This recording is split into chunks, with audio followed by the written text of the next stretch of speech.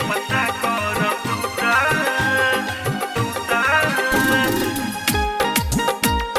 ससुर से जान कोहिया। Music by Rishi Raj RRT।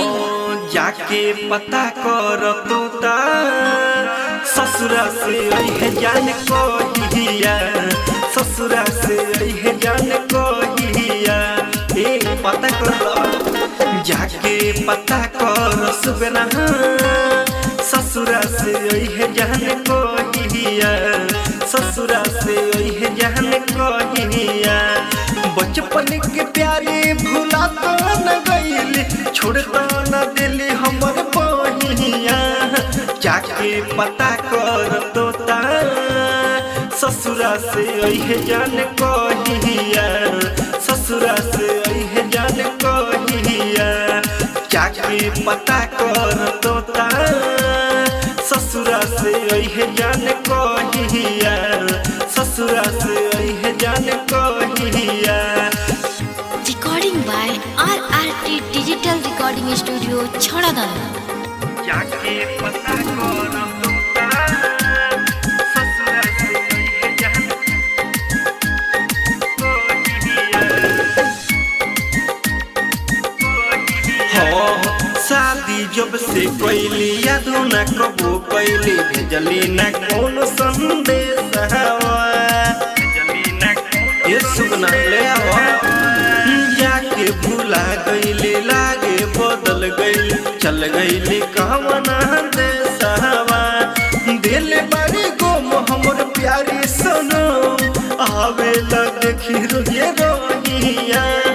जाके पता कर तोता ससुर से जान कोहिया, ससुर से जान कोहिया। जाके पता कर तोता